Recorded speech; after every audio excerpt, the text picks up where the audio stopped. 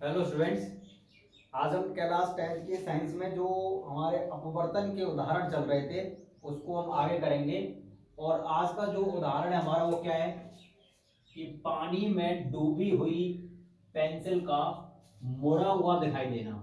ठीक है, तो देखो मैंने तुम्हें कल उसमें लास्ट वीडियो में मैंने तुमको बताया था कि जब किरण जो है सघन माध्यम से विरल माध्यम में जाती है तो वह अभिलंब से दूर हट जाती है। ठीक है, तो यही कारण होता है कि चीजें हमें कुछ और दिखाई देती हैं जबकि होती कुछ और हैं।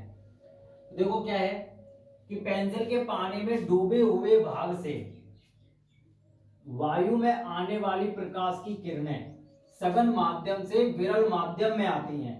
तो यहां से किरणें, भाई कोई व्यक्ति अगर देखेगा पानी के अंदर तो वो तो सघन माध्यम में देखेगा ना, वायु से। तो यहां से सघन माध्यम यानी जल से किरणें जाएंगी ऊपर। देखो ये दो किरणें जा रही हैं ऊपर, एक इस पॉइंट पर है, जल की सतह ये है, ये जो सतह है ऊपर, ये सतह क्या कर रही है, विरल माध्यम को और सघन माध्यम को अलग अलग कर रही है। यहां पे ये माध्यम है सघन और ये माध्यम है विरल।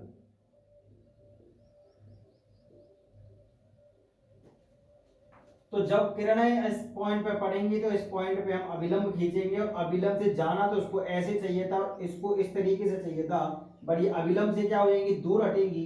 यानी इसको ऐसे जाना चाहिए था, बट ये क्या कर देगी, अपने मार्ग से विचलित होगी। यहां से ये इधर की तरफ जाएगी अभिलंब से दूर। यहां से अगर ये इधर आती तो अभिलंब के पास आती, यहीं से अगर दूर जा रही तो मतलब अभिलंब से दूर जा रही है, हट रही है। तो ये किरण गई ऐसे करके, ये वाली किरण को जाना तो ऐसे चाहिए था, जाएगी कैसे, ऐसे करके। तो व्यक्ति को किसको देख रहा होगा बाहर से तो उसको यहीं पे तो किरणें देखेंगी, ये दो किरणें उसके आंख पर पड़ेंगी।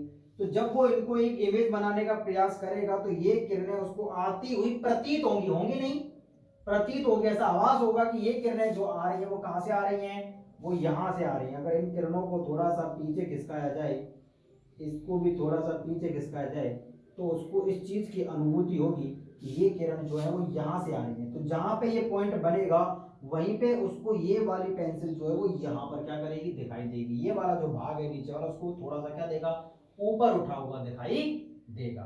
ठीक है, तो ये कारण होता है। तो ये हमारी पेंसिल का मुड़ा हुआ दिखाई देना। ये डायग्राम बना लो और इसको अच्छे से लिख लो, फिर अपन आगे करते हैं। ठीक है,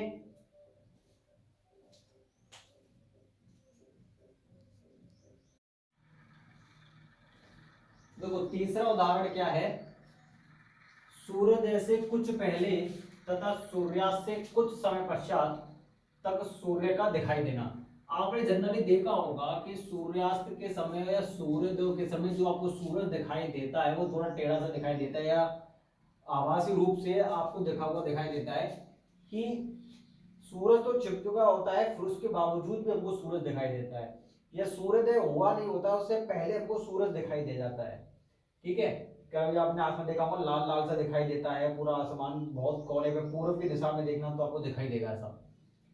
तो होता क्या है कि ऐसा क्यों होता है कि हमको आभासी स्थिति दिखाई देती है। ठीक है, तो होता क्या है कि वायुमंडल में घनत्व के आधार पर अलग अलग गैसों की क्रमिक परतें होती हैं।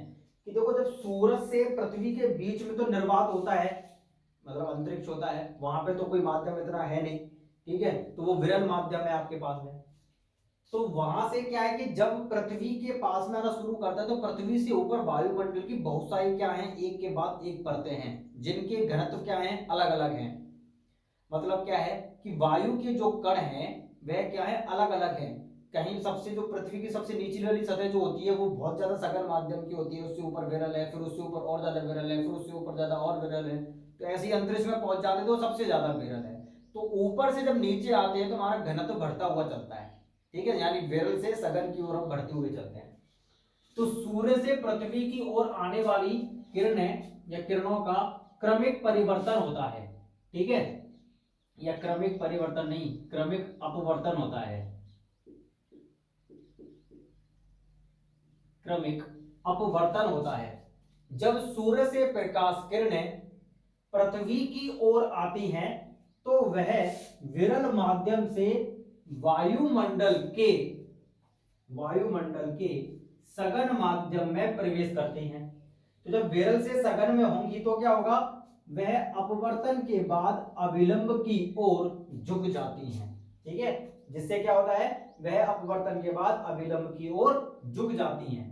जिसकी वजह से क्या होता है कि पृथ्वी की सतह पर खड़े प्रेक्षक को यह किरणें क्षितिज के ऊपर से आती हुई प्रतीत होती हैं।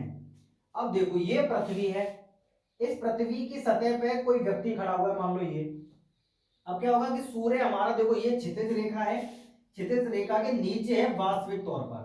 अब होगा क्या, जब ये इसको देखेगा तो उसको क्या होगा कि जब प्रकाश से यहाँ सूरज से जो किरणें जाएंगी तो क्या होगा, विभिन्न जो माध्यम उसको मिलते हुए जाएंगे, तो वह क्या करती जा रही है, अभिलंब की ओर झुकती हुई चली जा रही है। ठीक है, तो अभिलंब की ओर झुकती हुई चलते चलते चलते चलते कहां पर पहुंचेगी, इस व्यक्ति के आंखों तक पहुंचेगी। तो अब ये किरण जब इसकी आंखों पे आके पड़ेगी तो ये तो आंखों से जब किरण को देखेगा तो उसको तो ये कुछ ऐसे करके आती हुई प्रतीत होगी ना कि यहाँ कहीं से आ रही है किरणें। ठीक है, तो जहां से इसको ये प्रतीत होंगी कि यहाँ से ये आंखों में, इसको थोड़ी ये मुड़ती हुई किरणें दिखाई देंगी, इसको तो लास्ट वाली किरण दिखाई देगी जो उसकी आंखों पे पड़ेगी, और वह उसकी जस्ट सीधे में जाके उसका प्रतिबिंब बनाएगा अपनी आंखों पे। तो ये जब किरणें, जब उसको आप पीछे खींचोगे तो ये करीब यहाँ पे आके बनाई देगी आपको। तो यहाँ पे क्या होगा, इसके सूर्य की स्थिति इसको दिखाई देगी। ये सूरज उसको कहाँ दिखाई देगा, यहाँ पे दिखाई देगा आभासी तौर पर। ठीक है, तो ये सूरज की आभासी स्थिति है और ये सूर्य की कौन सी स्थिति है, वास्तविक स्थिति है। ठीक है, तो ये एक हमारा उदाहरण है कि सूर्योदय और सूर्यास्त के समय हमें क्यों दिखाई देता है। जब मान लो सूर्यास्त वो हो गया तो क्षितिज के नीचे चला गया, सूर्योदय हो रहा है पर अभी सूरज कहां पर है, क्षितिज के नीचे है, तो हमको सूर्य दोनों कंडीशन में कहां दिखाई देगा, ऊपर आभासी रूप से दिखाई देगा। ठीक है, और ये कभी टाइम होता है इसका दिखाई देने का, ये करीब 2 मिनट तक दिखाई देता है ऐसा हमको। ठीक है, कि 2 मिनट के लिए क्या होता है कि आभासी रूप से हमें सूरज दिखाई देता है ज्यादा। ठीक है, अस्त होने के बाद में भी 2 मिनट तक दिखाई देता है, सूर्योदय से 2 मिनट पहले क्या होता है, सूरज दिखाई देता है। ठीक है, तो इसको लिख लो।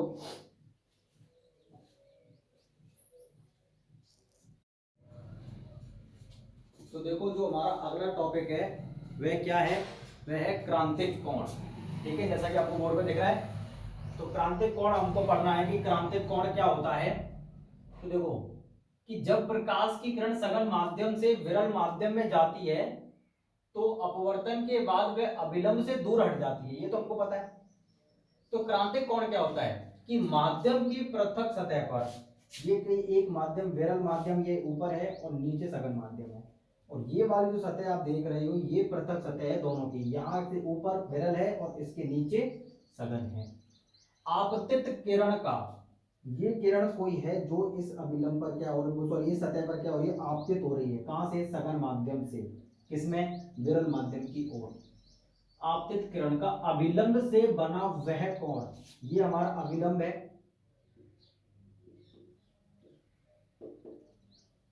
ये अभिलंब है। तो अभिलंब से बना वह कोण, ये जो आई कोण बन रहा है, बना वह आपतन कोण जिसके लिए अपवर्तन कोण का मान 90 डिग्री हो। तो ये जो किरण है वो इस माध्यम में कुछ इस तरीके से जाती। ठीक है, तो यहां से मान लो ये किरण इस तरीके से जाती, तो ये वाला जो कोण बनता है उसको हम बोलते थे आर।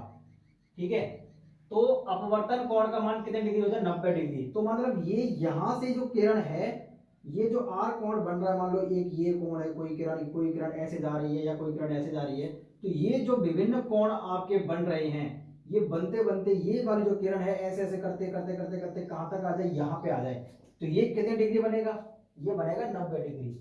इस तरीके से आपतन हो कि अपवर्तन के बाद जो दूसरे माध्यम में जो किरण जाए वो किस में जाए, 90 डिग्री पर जाए। ठीक है, तो यहां से ये जो किरण जा रही है वो अपवर्तन कैसे हो रही है, इस सतह के अनुदेश। तो ये कितने डिग्री बनेगा, यहां से विलंब से इसको नापेंगे तो ये बनेगा 90 डिग्री। तो आपतन कोण इस तरीके का हो जिस पर अपवर्तन 90 डिग्री पर बने, तो उस कोण को, यानी ये वाला जो कोण होगा स्पेशल, ये स्पेशल कोण जो है इसको हम बोलते हैं आई। ठीक है, और यानी ये वाला जो कोण है जब अपवर्तन 90 डिग्री पर होगा तो इसको हम बोलते हैं क्या, आई सी, मतलब हमारा क्रांतिक कोण। इसको क्रिटिकल एंगल बोलते हैं, इसलिए आई से लिख देते हैं। ठीक है, यहां पे लिख सकते हो आप, जहां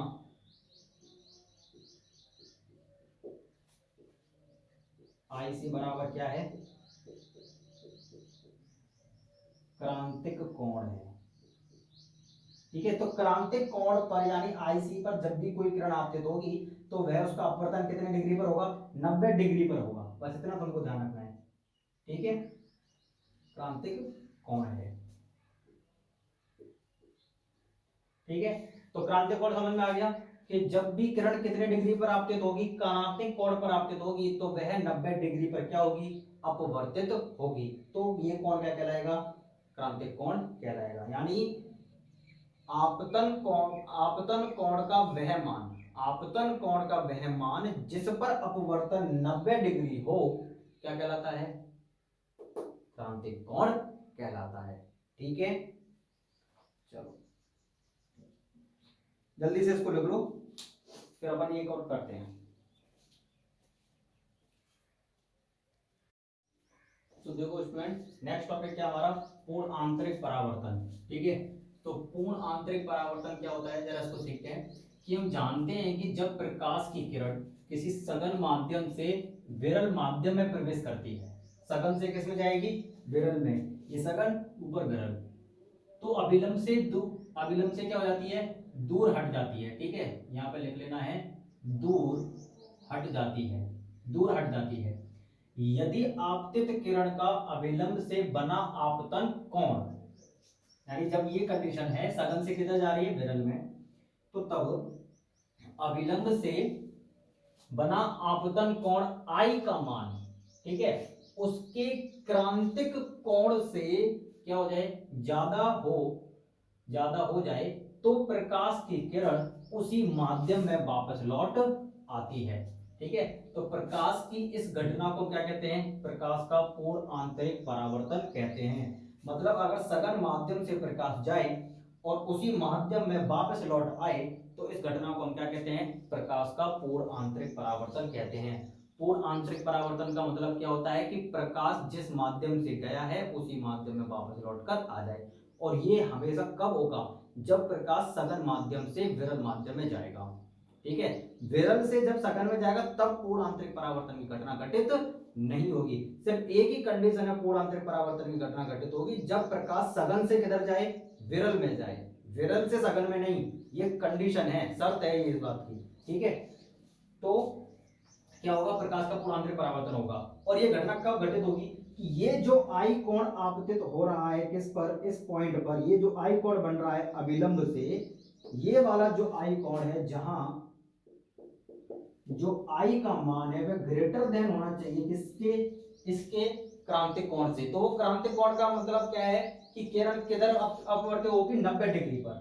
ठीक है, तो अगर क्रांतिक कोण से ज्यादा कोण पर अगर हम किरण को क्या करें, आपतित करें, ठीक है, तो उस कंडीशन में क्या होगा, कि जो हमारा 90 डिग्री को किरण 90 डिग्री पे तो आपतित हो चुकी है, अब जैसे इससे ज्यादा किरण बढ़ाएंगे तो किरण जो यहाँ पे ऐसे करके जो अपवर्तन हो रहा था वो फिर यहाँ पर आ गई। अब यहाँ से यहाँ पर आ गई, यहाँ से यहाँ आ गई, यहाँ से यहाँ तक आ गई, दूर हटती हुई जा रही है।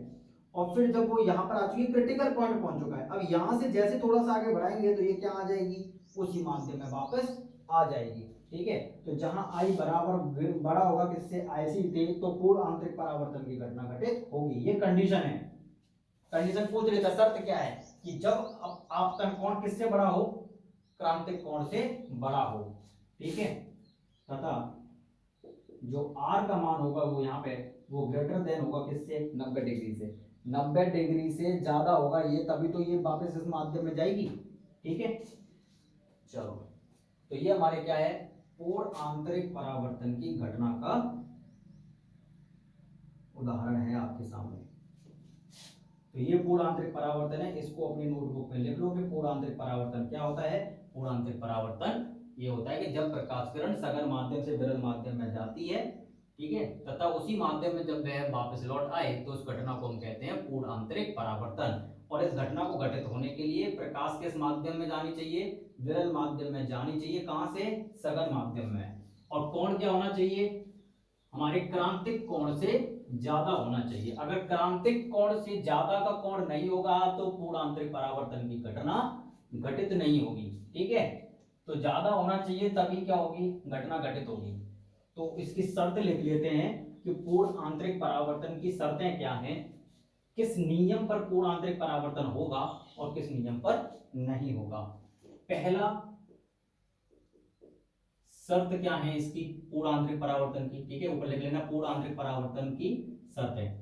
तो पहली शर्त क्या है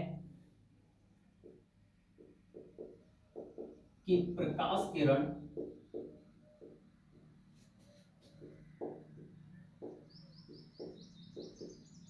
सघन माध्यम से विरल माध्यम में जानी चाहिए। पहली शर्त तो ये है। और दूसरी शर्त क्या है कि आपतन कोण किसका, प्रकाश किरण का,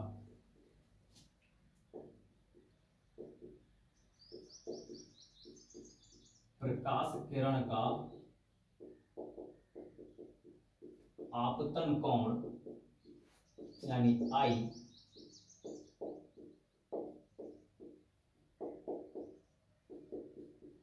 उसके क्रांतिक कोण से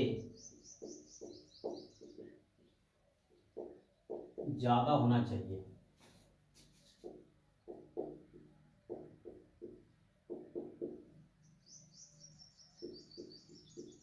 मतलब ये जो आई है वो बड़ा होना चाहिए किससे, आई सी से, ठीक है। तो ये शर्तें हैं। कभी कभी आपसे पूछ लेता है कि अगर एक प्रकाश की किरण विरल माध्यम से सघन माध्यम में जा रही है और इतना डिग्री कोण दिया है तो क्या पूर्ण आंतरिक परावर्तन की घटना घटित होगी, तो आपको तुरंत बोलना नहीं होगी। क्यों, क्योंकि किरण कहां से कहां जानी चाहिए, सघन से विरल में जानी चाहिए, ठीक है। चलो आज यहां तक रखते हैं, बाकी का अपन नेक्स्ट वीडियो में देखेंगे, ठीक है। आप यहां तक सारे नोट्स कंप्लीट कर लो और इनको रिवाइज करो, ठीक है।